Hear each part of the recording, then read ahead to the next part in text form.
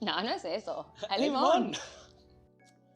Hola a todos, yo soy Luli y les doy la bienvenida. Y él es Canapé.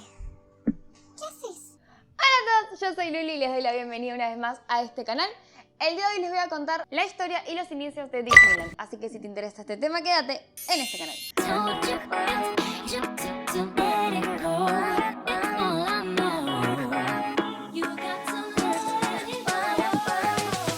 ¡Hola!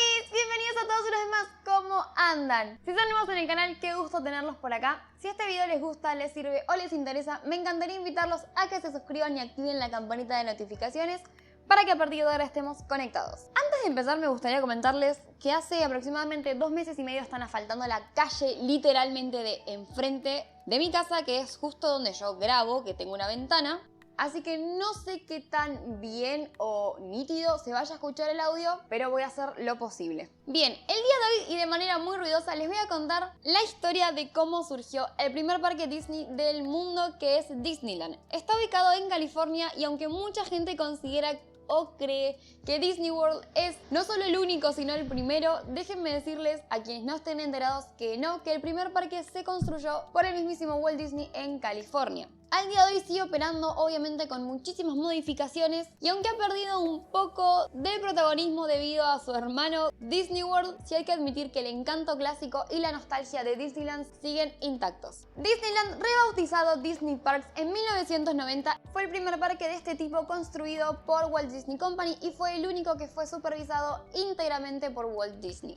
La historia comienza tras el éxito del largometraje de Blancanieves y los 7 enanitos, que fue lanzada en 1937. Con el dinero recaudado, Walt decidió que iba a invertir e iba a extender sus antiguas oficinas que estaban ubicadas en Los Ángeles y las iba a trasladar a Burbank, California, con la intención de construir nuevas instalaciones de estudios. Las oficinas efectivamente se construyeron e incluso en ellas fue donde se produjeron los largometrajes de Fantasía y Pinocho. Sin embargo, la producción de largometrajes se detuvo tras la Segunda Guerra Mundial, en el cual el estudio fue incitado por el gobierno de Estados Unidos a que dejara de producir sus típicos largometrajes y comenzara a producir largometrajes de guerra que incitaran a las personas o a los estadounidenses a saber cómo utilizar el armamento y mismo a enlistarse en el ejército. Con la baja de animadores reclutados o enlistados para la guerra y mismo con las nuevas cintas que estaban produciendo tras finalizar la Segunda Guerra Mundial, el estudio Disney y también la situación económica de Estados Unidos se veía atravesando una época bastante oscura.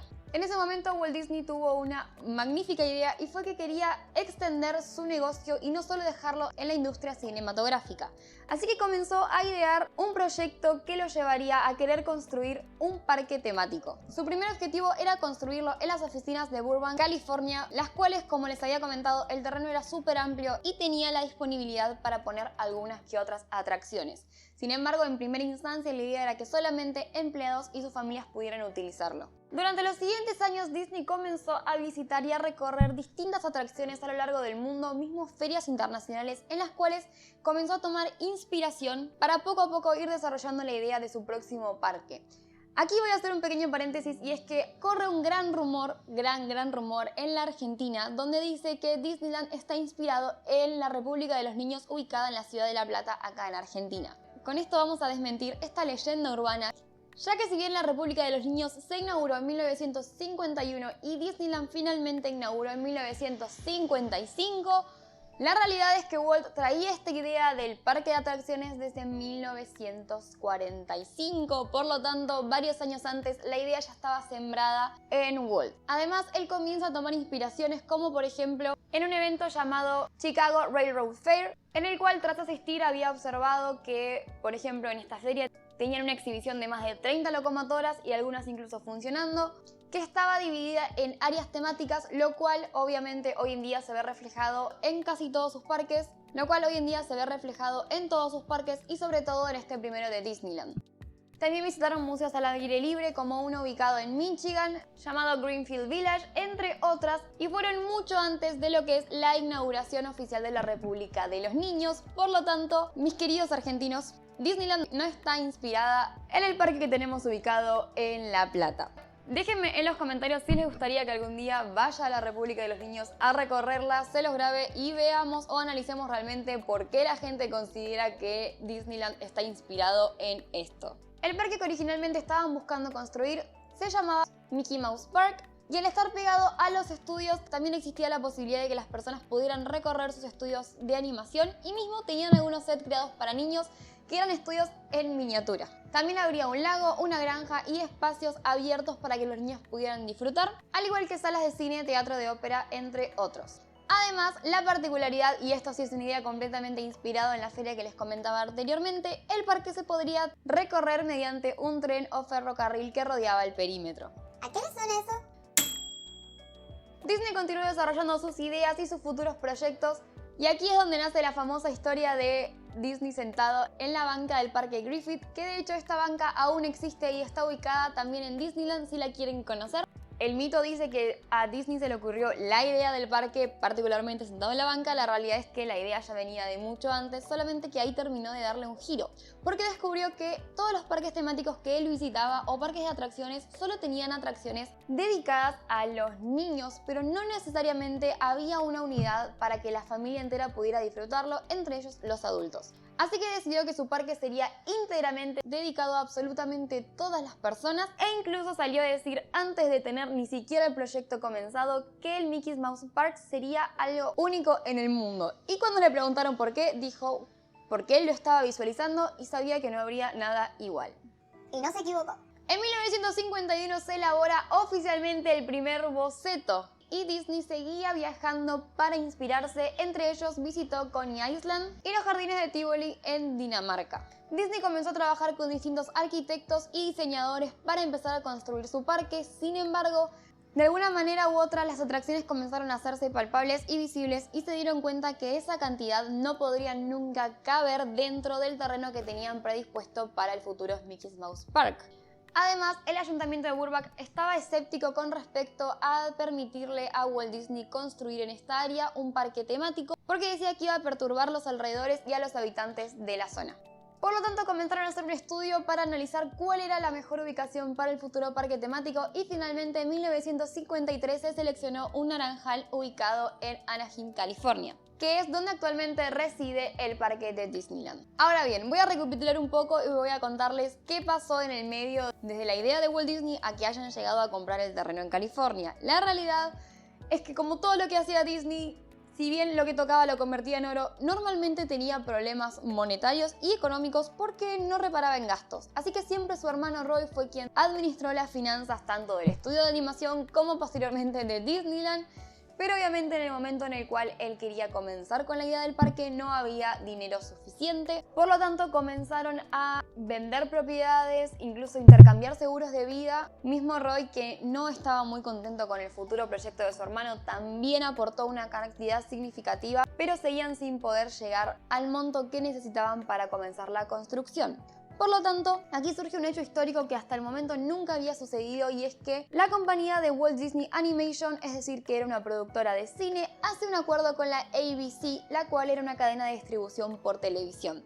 Recordemos que hasta ese momento la televisión no era tan común en los Estados Unidos, aproximadamente un 18% de las personas tenían televisión y mucha gente estaba bastante escéptica con la tele porque creía que iban a sustituir de manera barata o mala a el buen cine de Hollywood. Sin embargo, Disney le puso el ojo a la bala y finalmente cerró un contrato con la ABC para reproducir un programa de televisión llamado Disneyland, el cual contaría con 3 temporadas de 26 capítulos y contaría con no solo dibujos animados y cortos, sino que además cubriría lo que sería la construcción y la inauguración del nuevo parque temático. La ABC le dio a la compañía de Disney $500.000, lo que hicieron que finalmente el sueño de Walt se hiciera tangible. Durante este proceso se construyeron diferentes empresas que actualmente algunas siguen funcionando, entre ellas Disneyland Incorporated y WED Enterprises, que es la empresa que actualmente se lo conoce como Disney Imagineers. Estas empresas fueron las encargadas de llevar a cabo la construcción de Disneyland. Durante este proceso fue que finalmente el parque temático se renombra de manera homónima como el programa de televisión, así que pasó a llamarse Disneyland. Y fue el mayor acierto de la vida. Durante el proceso de construcción, los Imagineers, que estaban acostumbrados a crear sets de grabación, observaron que podían imitar esto, pero en el parque temático utilizando y creando por primera vez la perspectiva forzada. Para quienes no sepan lo que es la ilusión de que un edificio es o más grande o más alto por la manera en la que está construida, donde comienza con una base bastante más ancha y luego hacia arriba se va haciendo más pequeño o, por ejemplo, varía sus colores, por ejemplo, también el tamaño de sus ventanas, haciendo que a la vista parezca realmente que el edificio es mucho más alto y que lo tenemos mucho más lejos. Esto es una técnica que se está utilizando hasta la actualidad en los parques, así que fue una maravilla de descubrimiento y lo traemos desde esa época. Pese a que la mayoría de las personas, sobre todo los que dirigían parques temáticos como el propio dueño de Coney Island, creían que el parque temático de Disney iba a ser un total fracaso, mucha gente comenzó a verle la parte buena y el éxito detrás, así que incluso grandes compañías invirtieron en Disneyland para que Disney pusiera sus atracciones totalmente patrocinadas y mismo solventadas por dichas empresas. Así, por ejemplo, nació la Autopia, que costó nada más y nada menos que $45.000. Lo más icónico que tenía Disneyland, incluso antes de la inauguración, era su división en tierras y el ingreso a través del Castillo de la Bella Durmiente. Por lo tanto, aquí es cuando nacen oficialmente los parques temáticos, ya que actualmente los otros no eran temáticos como tal, sino que eran parques de atracciones. También incluso hoy proyectando muchísimo y para ofrecer hospedaje a sus huéspedes, Disney decidió construir un hotel. Y posteriormente lo último que se incorporó antes de la inauguración fue el estacionamiento. La construcción de Disneyland comenzó en 1954 y culminó un año después, en 1955, lo que gente consideren que es muy poquito para uno de estos parques temáticos, sobre todo teniendo en cuenta la época en la que estábamos ubicados. Y así llegamos a lo que fue el día de la inauguración, en 1955, con Roy Disney comprando el primer boleto jamás vendido en Disneyland por un costo de $1. Como Walt sabía que muchos medios de comunicación y mismo muchos grandes empresarios eran súper escépticos con respecto a su proyecto, decidió que iba a inaugurar su parque algunos días antes de su apertura oficial y lo que decidió hacer fue enviar entre 15.000 y 20.000 entradas para que los medios de comunicación, trabajadores y empresarios fueran a conocer su parque en exclusiva. Sin embargo, esta situación se salió de control ya que se contabilizaron el ingreso de 35.000 personas, entre ellas gente que había falsificado los boletos y mismo gente que trepaba el perímetro. Este evento fue transmitido por la ABC en directo, duró 94 minutos y se lo nombró como Daylight Disneyland. Contó con un total de 90 millones de televidentes y además se lo conoció como la mayor concentración de equipo de grabación por parte de una cadena televisiva en la historia. Sin embargo, no todo fue color de rosas en esta inauguración, ya que hubieron varios altercados, entre ellos ocasionados por la cantidad de gente que había en el parque, como por ejemplo que algunas instalaciones de agua no estaban funcionando, por lo tanto no había agua para la gente, los lugares de abastecimiento de comida no daban abasto y muchos quedaban completamente vacíos, mismo que hacía demasiado calor, la gente necesitaba hidratarse, no podía, y para colmo, gran parte del asfalto de Disneyland no estaba completamente terminado, por lo cual la gente se comenzaba a enterrar mientras caminaba. Además, hubo una fuga de gas en Fantasyland, lo que hizo que gran parte de esta área o mismo las atracciones permanecieran cerradas una cantidad considerable de horas. Finalmente, el lunes 18 de julio de 1955, abrió oficialmente Disneyland con 18 atracciones y con un boleto que costaba $1 para adultos y 50 centavos para los menores de 12 años. Pese a que la gente en el común denominador creían que Disneyland iba a ser un fiasco completamente, el parque recibió más de 3,6 millones de visitas en el año de apertura. En 1957 incluso se hizo un estudio de mercado dando a conocer que el 40% de los visitantes ni siquiera venían del estado de California, por lo que el parque comenzó a tomar popularidad, convirtiéndolo en unos años después en un punto turístico clave para Estados Unidos, incluso mayor al nivel de El Gran Cañón o el Parque Nacional Yellowstone. Un dato curioso y divertido que me gustaría mencionarles es que pese a que Disneyland originalmente se iba a llamar Mickey Mouse Park y otras cuestiones, no fue hasta 1961 que los cast members comenzaron a utilizar disfraces y que se podía conocer a los personajes en los parques.